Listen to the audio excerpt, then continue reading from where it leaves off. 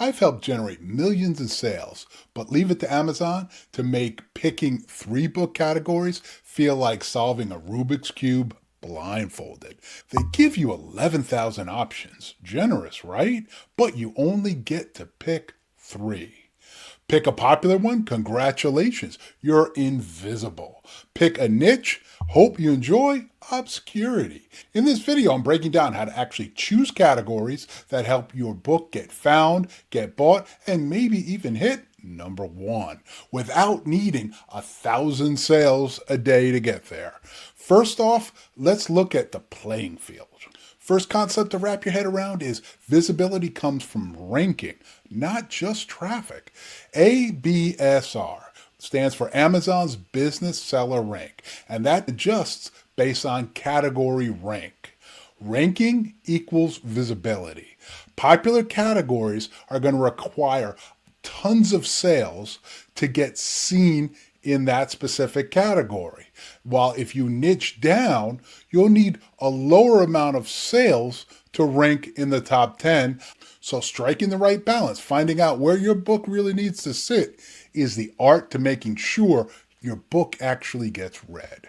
After tearing this thing apart, looking at it from all the different angles, what I can tell you is I found what I think is a proper way to do it, and I'm looking at it as a 3-category strategy. It's a smart way to have a broad enough reach that's going to give you a high number of sales, but it's not going to put you in a situation or a race that you can't possibly win.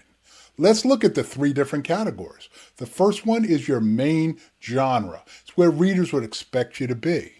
Now, your second category is you're going to niche down. You need to find something with lower competition. This is where you get the first chance to get a rise in your ranking once you actually put it there. And then the third category you pick is a crossover. It's tied to a sub-theme or an audience interest. Now, the goal in picking these 3 is to balance reach and rankability. If you don't get that balance, what's going to happen is your book's not going to have any significant number of sales. I'm using basic tried and true marketing principles. Find your audience and put your product in front of them. If you're exploring the self-publishing process and feeling a bit stuck, or just want to see how I'm navigating it as a first-time author with a multi-million-dollar sales pedigree, comment books down below and I'll make sure you get my self-publishing roadmap. Now let's look at some real-life examples so you can put into play exactly what I've been talking about and get your book in front of your readers.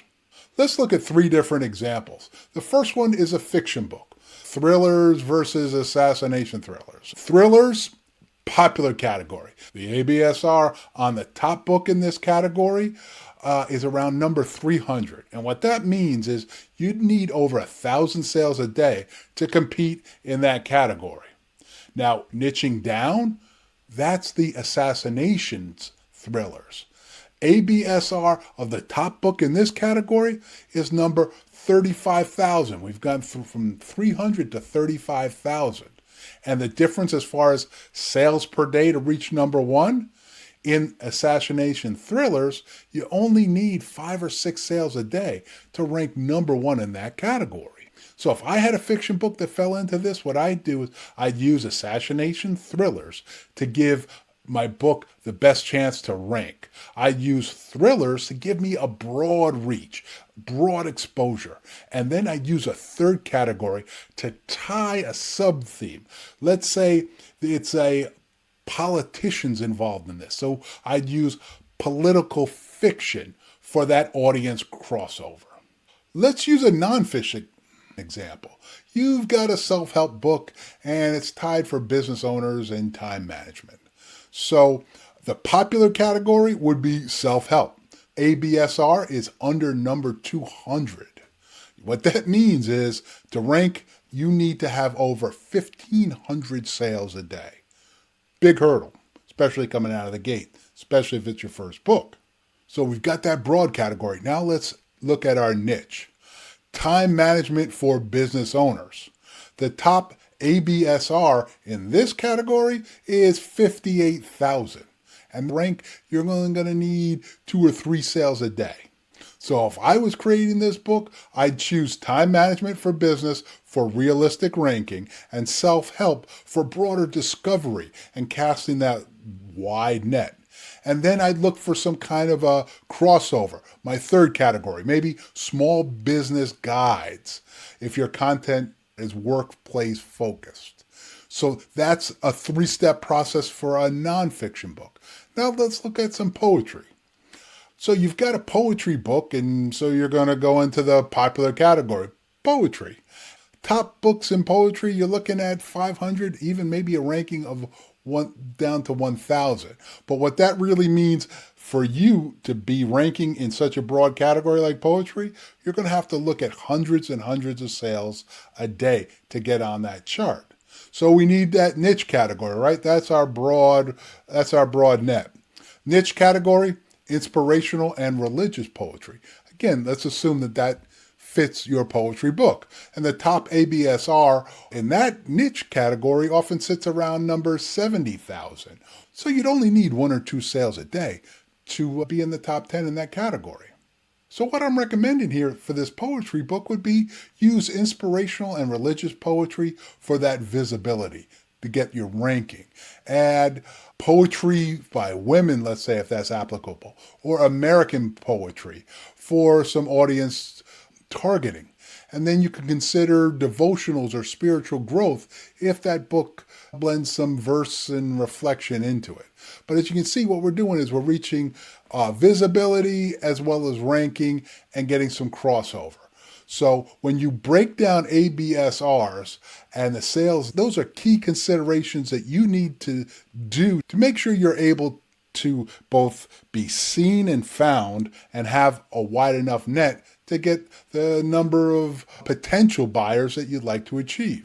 I think this is a real practical strategy going into posting your book on Amazon if that's where it is you want to get published. You've got your main genre or category. That's where the readers would first think that you would be. Last example, poetry book, under poetry. Then you want to niche down looking for a low competition category where you can ideally hit number 1 in the rankings. And then the third category in this practical strategy is audience aligned crossover based on themes or interests tied to that reader. And that's the key thing that when you think about it, as you're looking at these niches, what would a reader think your book would be in? And that's the key metric that you're going to put on top of all of this. Not where you think it needs to be, but where your readers would look for your book. Using this approach, it gives you broad visibility and a realistic shot at getting sales traction. Because without sales traction, nobody's going to ever be able to find your book on Amazon. You might even have trouble finding it. Question, for your next book, what's one category that truly fits your ideal reader? Drop that down in the comments. I'd love to know. And if you want to go deeper on ranking strategies and other elements, check out this video here. It breaks down different elements of KDP and what you're hoping to accomplish, which is generating sales. I'm looking forward to seeing you over in the video. Go check it out now.